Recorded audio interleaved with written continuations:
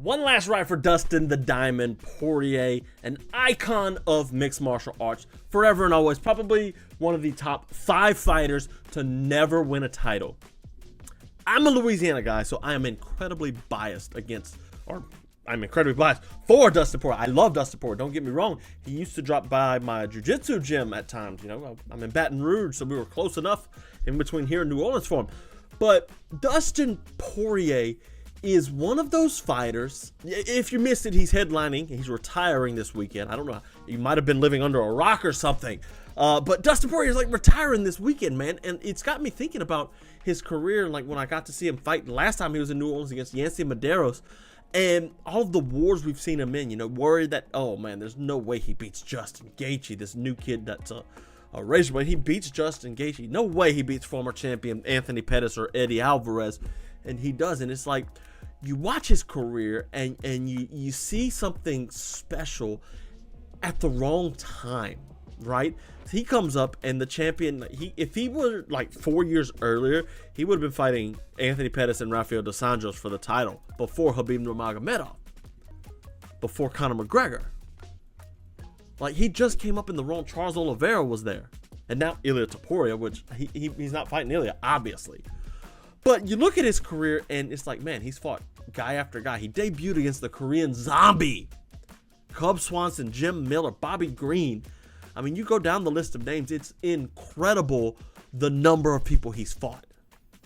He is by far, I may be biased, okay? You can call me biased if you want, boys, but this Louisiana guy through and through he may be the best fighter to never win a UFC title. Henderson, you could make an argument for Dan Henderson, for those that are in the know. Alistair Overeem, maybe. Fedor Emelianenko is one, but he technically wasn't in the UFC. Dustin Poirier, nobody has ever fought the killers Dustin Poirier's fought. Max Holloway, it could be one of them actually, you know, but nobody's done it as good and as long as Dustin Poirier. His 3 years his 3 title shots where he comes up short: Khabib Nurmagomedov, Charles Oliveira, Islam Makhachev. Like, that's not his legacy, and hardly anybody even brings that up. You know, you got the Dagger fans that are like, oh, Khabib smash everybody, or Islam smash everybody. Charles Oliveira fans aren't terrible, but they don't bring that up with a Dustin Poirier who brought Islam Makhachev to the brink of like, oh my gosh, I'm about to lose. If it wasn't for that nice, slick foot sweep pull thing that Islam did to get the choke at the end, Dustin could have conceivably gone on to win that 5th round. Khabib smothered him, but it's Khabib. Those two guys, like, they have respect for a guy like Dustin Poirier because of what he did for the sport, what he brought for the sport, and what he meant for the sport. A perennial contender that is second to no other contender that's not great.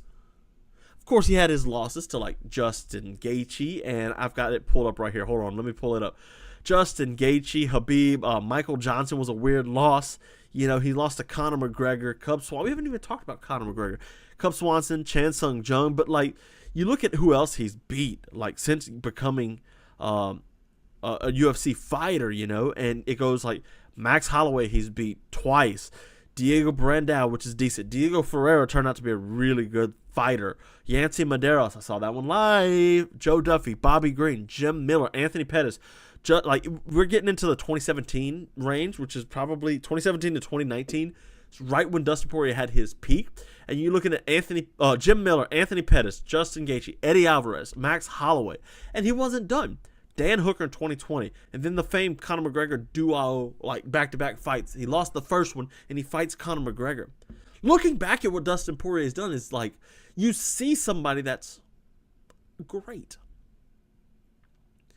He was the toughest fighter in a division that was hard as nails, that carried the UFC on their back. Think about the Conor McGregor era.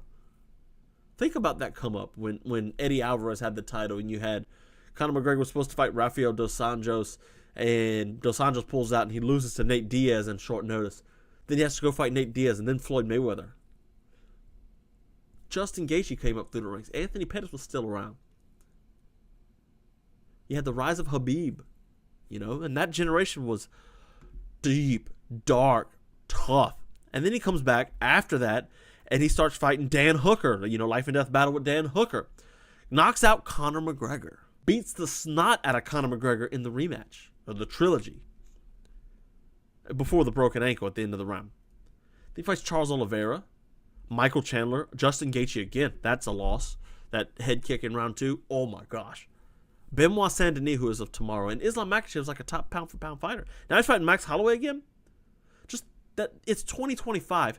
His best run was in 2017. And I think Dustin Poirier he's a smarter fighter now for sure. He's a much smarter fighter now. But what he's leaving behind for the sport, especially for my state, I'm from Louisiana, I've said it before, what he's left behind, especially for my state, has been a legacy that we can, Louisiana's a poor state, guys. We don't have much. The politicians are corrupt. We just had the feds arrest a bunch of police officers for who knows what. They haven't even announced yet.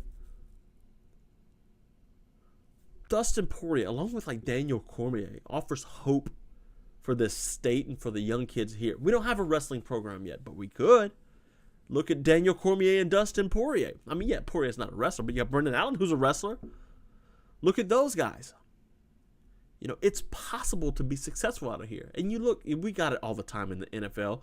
Odell Beckham, Jamar Chase, Jarvis Landry, Justin Jefferson, Joe Burrow's not technically from Louisiana, but NFL players are coming out of here. NFLSU, that's what they call it.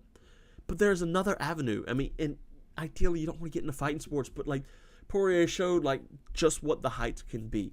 He literally knocked out the biggest star UFC had, Conor McGregor. Despite McGregor's losses, he knocked him out. He's fighting Max Holloway this weekend, UFC 318. Holloway's not an easy fight at all, especially at this point in Dustin Poirier's career.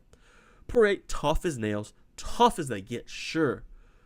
But he's taking on a tough opponent this weekend, and he might not win. I do have an inkling that Max Holloway is going to pull away with this, right? But it's not like Dustin Poirier to take a Renato Moicano or a rematch with Bobby Green. No, Dustin Poirier fights the hard fights. He's always fought the hard fights. On his rise up through the title, you go look at his record to when he got to Khabib. He didn't take the easy route.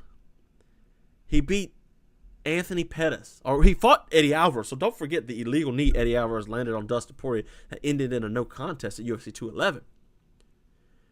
Then he fought Anthony Pettis after that. And he's top 5 here. Former champion Anthony Pettis. Then he fights the most dangerous fighter there is that just drug Eddie Alvarez to the dark, deep depths of who knows where. Beats him. And it's okay, Dustin Poirier can fight for a title now. No, I'm going to go fight Eddie Alvarez again. That's unfinished business. Wow, okay. He beats Eddie, knocks him out in the second round. Former champion Eddie Alvarez. Okay, surely he can fight for a title again. No, he's going to fight Max Holloway in what should have been a BMF fight. Now he's going to fight Khabib. Takes the 2 Conor McGregor fights and the Dan Hooker fight. Oliveira fights Chandler, which, Chandler cheated his butt off in that fight, but yeah, he got the win. Took the Gaethje fight when he didn't have to. The Benoit Saint-Denis fight, as dangerous as he was, Dustin Poirier will fight anyone, anytime, anywhere. And I have this feeling that Max Holloway will win this weekend. I do, and it's sad because this is his retirement fight. Dustin Poirier, that is. And I'd love to see him go out on a win. But even if he doesn't go out on a win, even if he doesn't win the BMF title, which is a trophy for all I'm concerned, even if it's none of that, Dustin Poirier is going out and doing what he does best. Fighting the hardest fighter he possibly can imagine. And that is why fans love him.